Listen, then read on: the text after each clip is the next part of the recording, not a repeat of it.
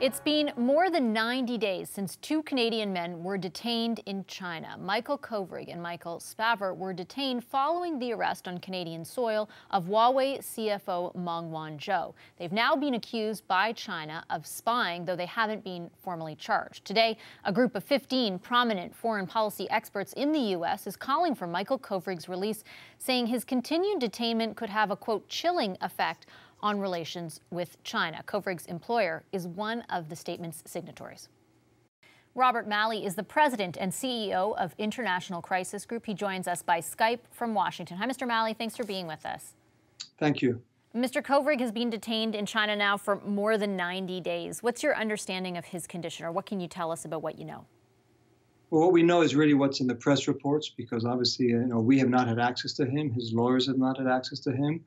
He has a consular visit every month or so, and obviously these are very painful conditions for him, for his family, particularly the uncertainty of not knowing when he will be released and not having contact with either people he loves or people who are there to help him, again, other than the monthly consular visits by the Canadian government. Are you surprised as his employer to have so little information, so little coming out of China on this? I don't know that we're surprised. I mean, it is basically par for the course, unfortunately, for others, including other Canadians who have been detained in the past. But our hope is that things will change, that his conditions of detention will change, but first and foremost, of course, that he'll be released as soon as possible. You and other prominent U.S. foreign policy experts came out with a statement today in concert, warning that China's detainment of Mr. Kovrig has a, quote, chilling effect on all those committed to advancing constructive U.S.-China relations. What do you mean by that? Well, I mean, part of the irony, the paradox, is that an organization such as ours, and many of the ones that are represented, or many of the presidents of organizations that have signed this letter, a remarkable letter. It's not every day that you have heads of organizations that disagree about almost everything in this very polarized country come together as one on an issue like this. But part of what they're saying is a number of them have been arguing in this country for more engagement with China to try to make sure that that relationship doesn't suffer a greater downturn than it's already experiencing. And yet, by detaining arbitrarily Michael Kovrig, they're sending the message that their doors are not open, that engagement comes with a real risk. And I'm already hearing, I think all of my colleagues are hearing, not just from academics and researchers, but from members of the business community in particular, that they now have to ask the question, is it safe to travel to China, or might we, for some reason, unrelated to our activities, be detained by the Chinese authorities? And so our message to China is, and to the Chinese authorities, it's not good for them and for the message that they want to project, which is that they are a country that's abiding by the rule of law, that wants to engage in business contacts and other contacts with the rest of the world. This sends the exact opposite message. Is that a question you would ask yourself before sending employees there?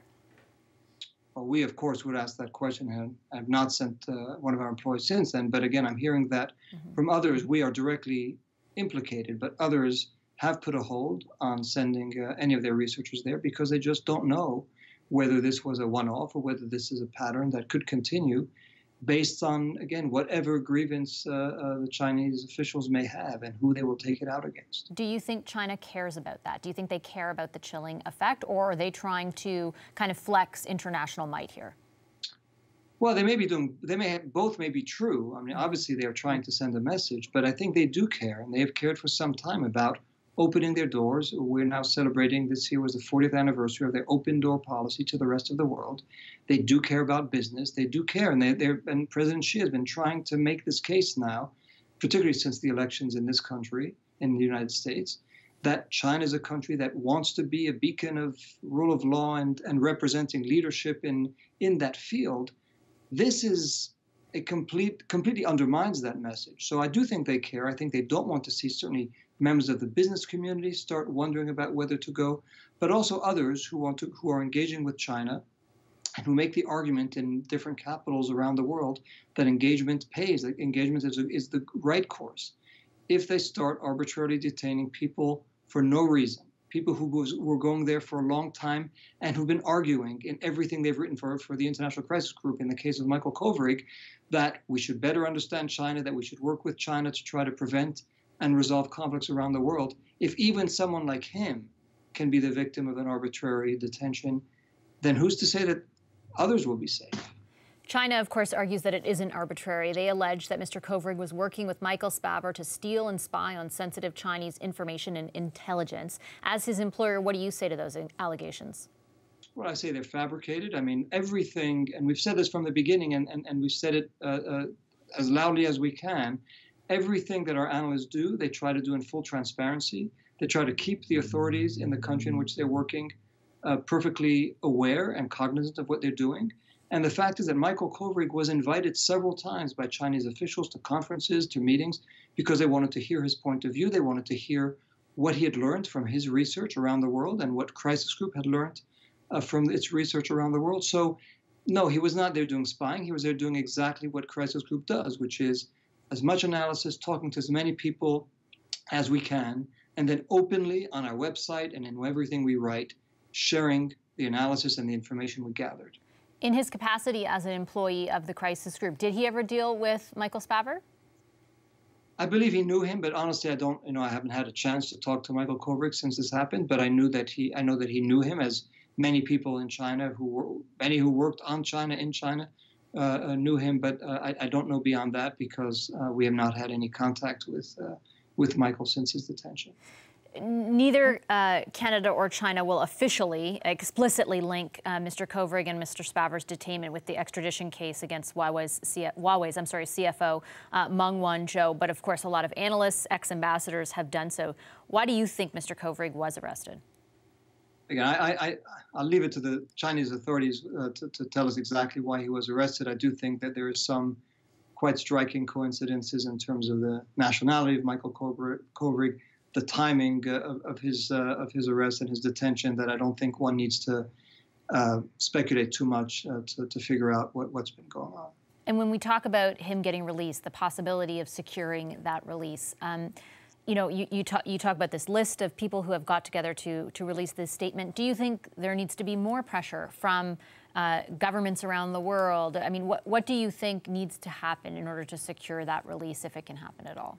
Well, we hope that every government around the world, and obviously we're working closely with the government of Canada on this, every government around the world in dealing with the Chinese would say, we think it's in our collective interest that you resolve this case quickly because it is sending a chill on those who want to engage and want to advocate on behalf of engagement with China. This should be understood by China as being in China's interest. Why would they want the rest of the world at a time when there are trade tensions with the United States, trade tensions with Europe? Why would they want to send a message beyond all those difficulties that on top of it, it may not be safe for your citizens to travel in our country because something may happen to them? So it really should something, the message that we want to send is not necessarily even a hostile one. We're telling them, do this because it matters obviously to us, it matters to Michael's family, it matters to Michael, but it should also matter to them. And we would hope that every government official who meets with China would make that case, that they are paying attention. They are looking at this through the lens of their future relationship with China and what they're going to tell their own citizens about the safety of traveling to that country. Okay, thank you, Mr. Malley. I'll leave it there. Appreciate your time. Thank you.